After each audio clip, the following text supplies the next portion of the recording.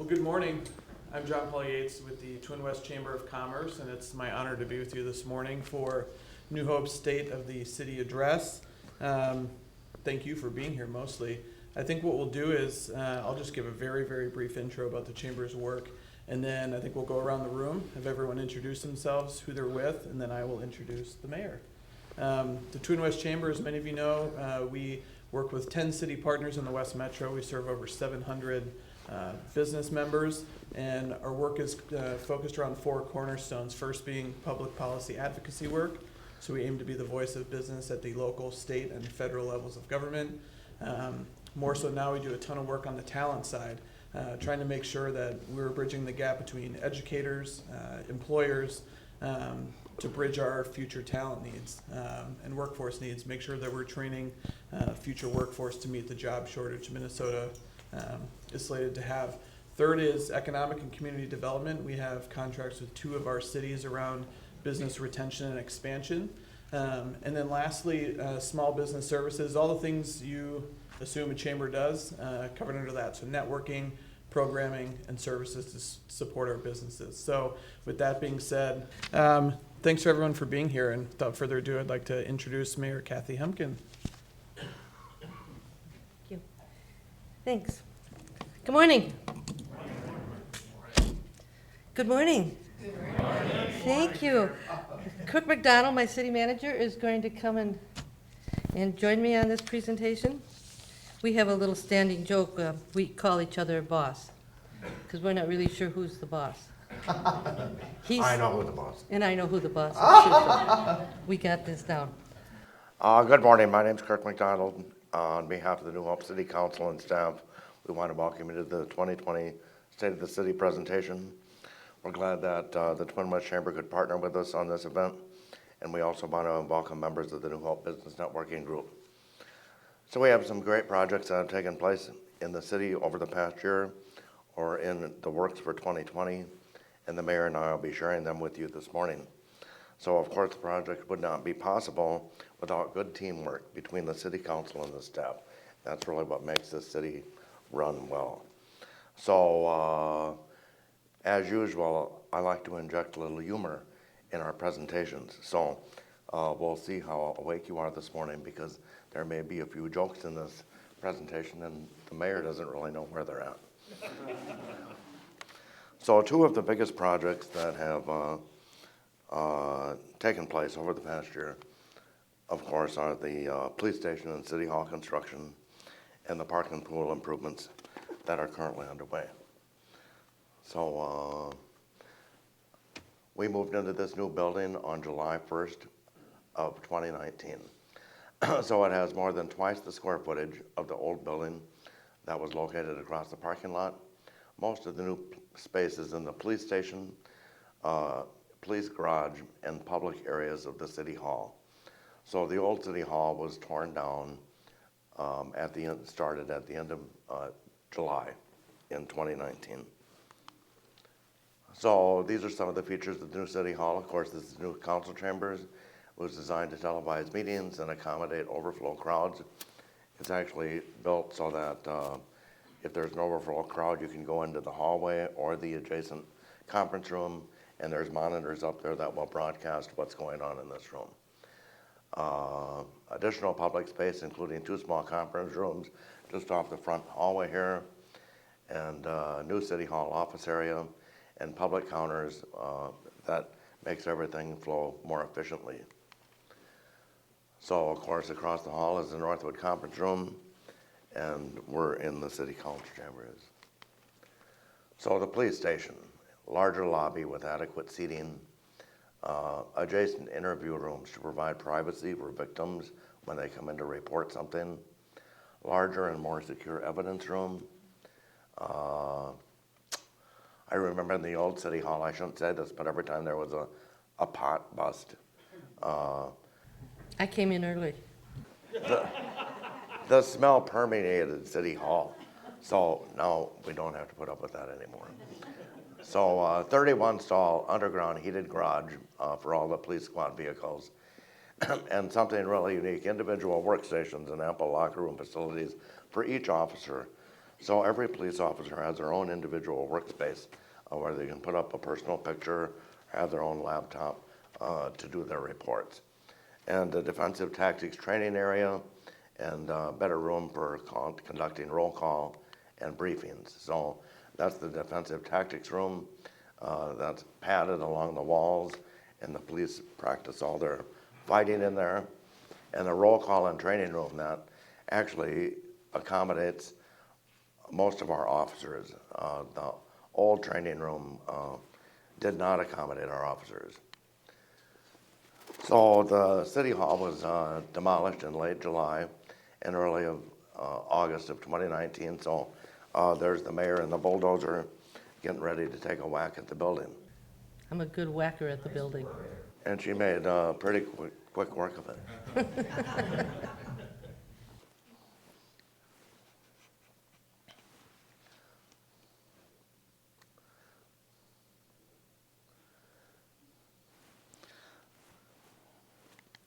So, of course, we held a ribbon cutting and open house in November, and we received many positive comments from residents about the building.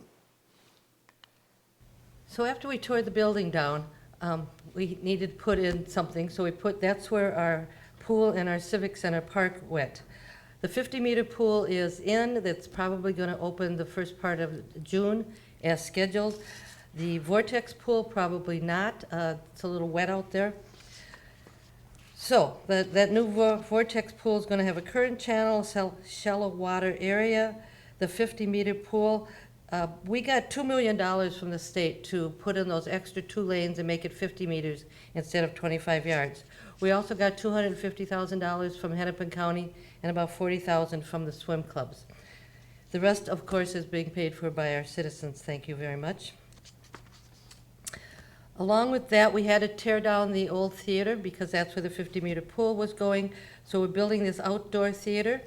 Also a picnic pavilion, trail, picnic shelter, skate park. We're not going to be having any plays this year at that theater. We need to have the grass get settled in before we do that, but perhaps some movies would work there. The skate park will be opening the first part of June, so that should go well. Of course, the bathhouse is going to open then, and then the rest in July sometime.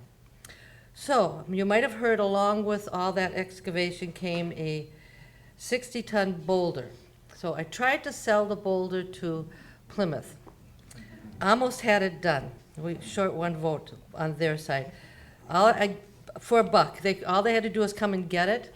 The city manager had a little bit of a hissy fit over the boulder. So we're keeping the boulder. We just don't know what we're going to do with it. We're going to work it into our landscape. But if somebody wants the boulder, feel free. It's $5 to you guys. So a flyover? Is that you at the skate park? I've tried it out already.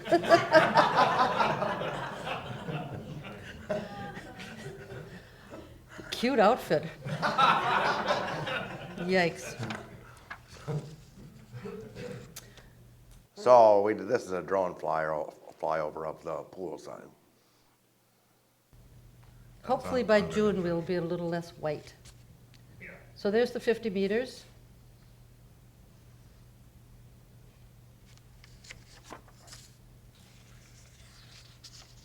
Okay, so there's also a couple of major housing developments that are either completed or got underway in 2019. So the first one is Ironwood Apartments. So back in 2007, more than 13 years ago, the city purchased 5 12-unit dilapidated apartment buildings adjacent to the golf course and land banked the property for future redevelopment. So we created a TIF district, and we sold the land to a developer, a lattice development, and they constructed a 4-story, $43 million luxury apartment complex. 182 units. Yes, man, next to our golf course. Huge improvement to the city. And there's the mayor. The mayor moved in there, and she has a 4th floor apartment, and that's her honor, Doug. It sure is. The second one is Windsor Ridge Development. This is a piece of property just north of the ice arena and the railroad tracks, 8.7 acre. City was seeking high-quality development proposals for single-family housing development. Local developer, SBK, was chosen as a preferred developer for the site. They're going to be building 32 single-family homes.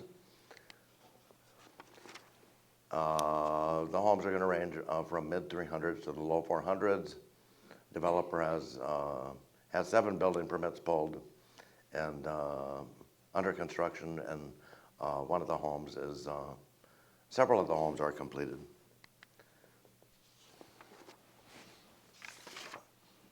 So we've also had some great commercial industrial development.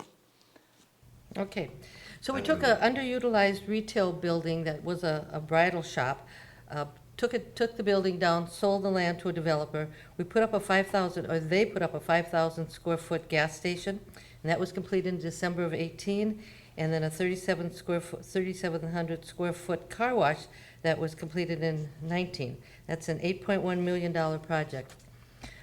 When they opened the car wash, they let me take my car and lead the police cars through the car wash, which was kind of cool.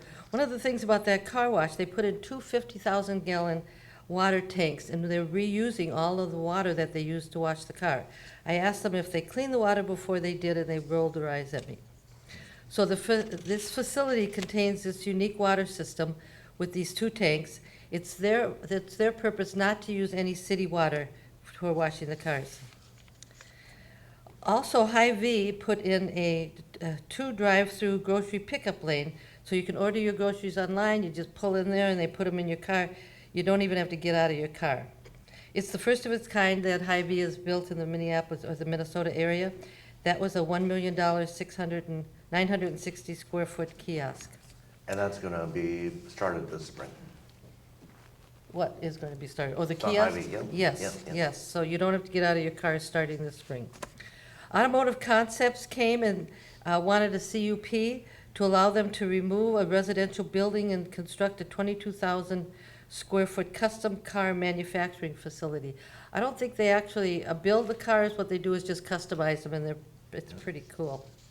So the owner anticipates there'll be 35 new jobs with that. The city is going to give them some money, some TIF money, so that they can do some soil corrections. This piece of land wasn't very clean. Holy Trinity Church just put in a new addition. They wanted to expand their child care, so they put in a 11,000 square foot addition on the second floor, and then they expanded the walkway a little bit. So they are up and running with that new child care. Cooper High School put a new front end onto their high school. They also redid the auditorium. They have a place in there now that you can go, and it's just more welcoming. Just a side note on that, the play this year is called Ragtime. It's the last 2 weekends in February. I believe it's under $10 to get in, and if you haven't been, you really should. It's really fun. So New Hope has implemented an aggressive scattered site housing program to stabilize neighborhoods and improve the city's tax base. So these are just a few of the examples. This was a vacant lot that was actually owned by the city of Crystal that was located in New Hope. So we purchased the lot from Crystal, sold it to a developer, and Don A. Homes built a very nice home on the property for $417,000. This is a rehab project that's underway on Utah Avenue. Again, an older home, you can see the before and after shots, and it's going to be going on the market this spring. This is up in the northern part of the city, up on Oregon Avenue. Deteriorated old home. The city bought it, tore it down, sold the lot to a developer, and this is the new house that's under construction. Will sell for over $400,000. And this is our most recent acquisition, an old house on West Broadway. Actually, this was the lowest valued house in the city. I love that bright yellow one-sided garage. The city council just approved demolition quotes for that at Monday night's council meeting. So that house will be torn down soon. and we'll be marketing the lot to a developer. That's one of our priority areas, the West Broadway Avenue area. Are we saving the garage? No, we're not gonna save the ground. And we're always exploring ways to be more environmentally friendly. In 2019, the city passed a solar energy ordinance encouraging businesses to implement solar energy techniques. And of course, we're one of the leaders in the Minnesota Cities Green Steps program. Out of 129 cities, New Hope is second place in the whole state. And we actually received the Sustainable Cities Award a couple years ago. So Jeff Alger tracks all that stuff. So the city is very proactive and have submitted a lot of best practices to the state that qualify us for the program. Thank you, Jeff. Okay, I gave you the fun stuff, Park and Rec. You did. So J.C. Park was our park that we redid this year. We put in wood fiber chips on the base of it, and that makes it more accessible for people. The new playground has a access trail, signage, benches, picnic tables, and all that fun stuff to play in. The New Hope Golf Course patio, that was put in last year with some help from the Lions Club and some very talented Public Works staff. I got to sit up on my balcony and watch Public Works move. It's big boys with big toys, and they're moving stuff and they're putting in blocks, but a lot of that work for that patio was done by our staff. You can sit on that deck. They're gonna put tables and chairs and umbrellas out there, and you can watch your fellow golfers come in on that ninth hole. And order a beer. Oh, I wouldn't do that. Our beloved ice arena, we have doors that were in since 1996, and sometimes those doors would open when you just walk by, sometimes they would both open, and sometimes not at all. So these things are 24 years old, we're finally replacing them. That's one of our big projects this year, $38,000 to do that. So maintaining the infrastructure of the city is, of course, very important to the staff and the city council. Just this last summer, we installed new streetlights all along 42nd Avenue, and we installed new streetlight banners. So one of our council members in particular had an idea that our banners should be more inclusive and directed toward all the people that live in New Hope. So we contacted District 281, found out the 5 top languages in New Hope. They're English, Spanish, Hmong, Vietnamese, and Swahili. And so the banners are alternated and in different languages. Our big reconstruction project last year was Wind Park Drive, which is an industrial road down in the southern part of the city that goes by the old Coburn's building. We have a 10-year pavement management plan that's prepared by Public Works and Stantec, our city engineer, that measures the quality of the streets, gives them a pavement rating index, and so the whole plan is based on improving the pavement rating of all the streets in the city. So in 2013, 36% of the streets were rated as poor condition. That's improved approximately 52% since 19, and our number of water main breaks is declining. So, and I just have to say, New Hope has a very unique way that we pay for our streets. We do not assess property owners for our streets. We have a street infrastructure tax. So it's included on everybody's tax bill every year. It actually accounts for about 10% of your tax bill. And now that money goes into a street fund. And when streets and neighborhoods are redone, there are no assessments to property owners. So I live in Champlin. The street in front of my house was just redone this year, and I paid a $3,500 assessment. So If you'd moved to New Hope, you wouldn't have to do that. yes, Mayor. Just saying. So the North Water Tower, actually, it's owned by the Joint Water Commission, which is Golden Valley, New Hope, and Crystal. Was sandblasted and repainted last summer. And when you walk out this morning, if you see, we put the new logo on it, and we actually shifted the logo a little bit to the southeast so you can see it as you walk out the front of the city hall. So a project coming up this summer will be replacing the water main on Monarch Avenue between Medicine Lake Road and 29th Avenue. Centerpoint Energy is doing a beltline gas line replacement project from 42nd Avenue down Winnetka all the way through Golden Valley.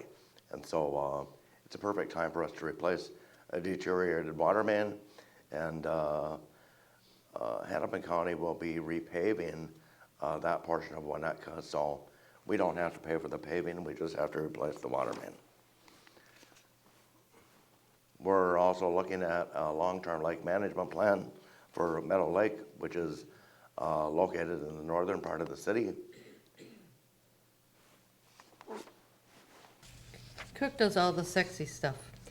Before I talk about the city survey, I'd like to introduce John Elder, who thought he could sneak in quietly. Good luck with that. So public safety, of course, is the #1 priority for the city council. So take it away. In 2019, we did a survey asking about safety. 93% of the people answering the survey said they felt safe or somewhat safe. The police department, the response to that was the 93% also. Traffic accident rates and priority 1 response times remains consistent. Thank you, Chief.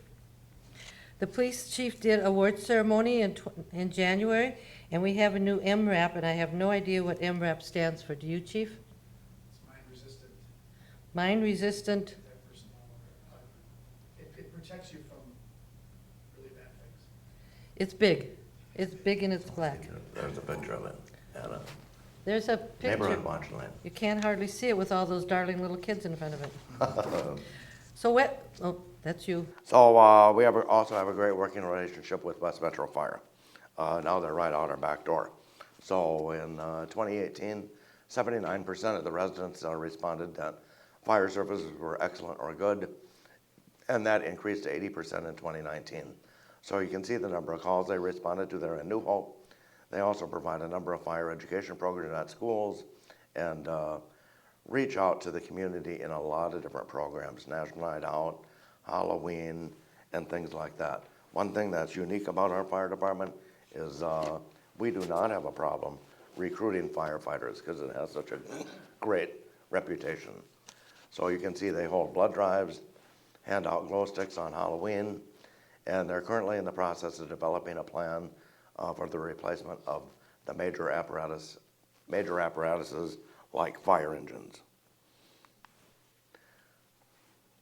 And anytime we get an old scattered site house that we're going to tear down, we try to give it to the police and the fire to do training at. So this happens to be a business in New Hope down on Nevada Avenue that donated a building to the fire department for training purposes. So of course we're always working to get residents and businesses involved in city activities or with one another. So community engagement is really big for us. So some of the examples of this are our In Focus photo contest. So the photo on the left is the winner of last year's photo contest. We have a snow sculpture contest that Susan, has it just ended or is it still going on? Through the end of March. All right. And I understand we only have two photos so far of, so those little monsters So if need we to get get a good snow outside. and you're a New Hope resident, build a snowman and submit the photo.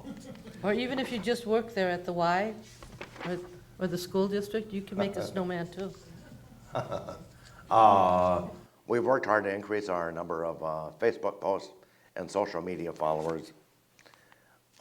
We have the RAVE program, which encourages property owners to keep their property in good condition. So there's categories for landscaping, outside gardening, property maintenance, and interior remodeling. So we have this contest every year. If you want to nominate yourself or nominate a neighbor, you can submit them, and then we have judges that go out to each property and they pick the winners, and there's a big ceremony here at the council meeting, and they are all awarded a plaque. So every year we have a safety camp in New Hope, 71 campers. These kids are in 3rd to 5th grade.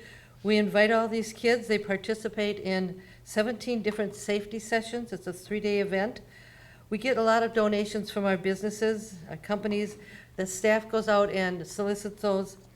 So there's a picture of all 71 of the little darlings.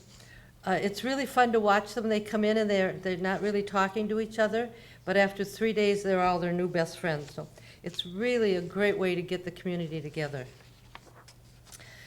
I love National Night Out. It's the only time the police chief lets me play with the lights and the siren in his police car. So I get in the police car and I drive around with Kirk and the police chief. We have, last year we collected 1,000 pounds of food and a whole van full of school supplies. So they go to Near Food Shelf and they get distributed from there. New Hope actually is, I think it's #1 in the number of parties that we have per our capital of people. So we're really happy about that. And The we had party- 83 parties last year. 83. Yeah. We went to, I think, 83 of them. Hey, when I get to play with the lights and the siren, by the end of the night, he's rolling his eyes at me, by the way. I said, no, we don't have to do that again, do we? So we do have to do it every time. One of the most popular spring events in the city is our curbside collection of household items with Hennepin Recycling Group. They coordinate it every year, so it takes place in Crystal and New Hope, and it's coming up this year. So we get a lot of calls at City Hall about is that bulk waste pickup going to be held this year. So it's a great way to try to help keep the city clean and help residents get rid of old things out of their house. We have a Human Rights Commission in New Hope, and we have a League of Women Voters. I managed to bring those two groups together, and they formed something called a Complete Count Committee with the help of Mr. Elger. What we do as a Complete Count Committee on the census is we go out and try to talk to the schools, areas where they might not want to be counted or they're afraid to be counted, and try to make them understand how important this is and that it's safe, and we're going to help them do this. New Hope has a fair amount of housing that is part of the historically undercounted communities. So not only the Complete Count Committee and I, but you guys need to help us get, for every person that doesn't get counted in the state, we lose $2,800 coming into our state. So we need everybody counted. And to end, of course, 2020 is an election year at the national and state level, but also at the local level in New Hope. So this year, the mayor and 2 council seats will be on the 2020 ballot. May 19th is candidate filings for office, and June 2nd, it closes. Of course, the primary election is on August 11th, and November 3rd is the general election.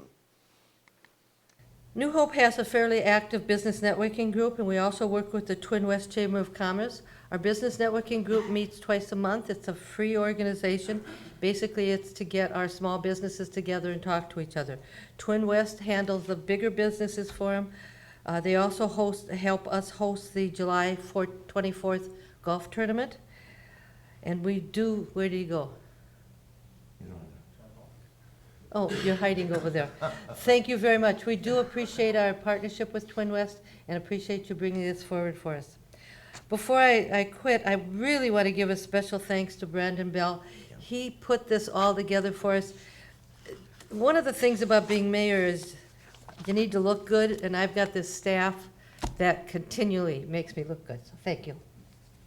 With that, John Paul, do you want to take a bow or anything? No. All right. Thank you very much. Thank you. Wait a minute, before you go away, I'm sorry. This is going to be replayed on channel 859 on Tuesday, the 18th of February at 4:30 p.m. Again on Wednesday, the 19th at 8:30 a.m. And then on channel 20 on the 19th at 8 a.m. and Thursday at 12 p.m. So if you want to watch it again or for the first time, there's where you go. CCX Media, it'll be on their website. There'll be a place on our Facebook page. You can look at it. There'll also be a link on our city website. So, And thank you to them for being here to film it. yes, thank you. We'll post those times on our website.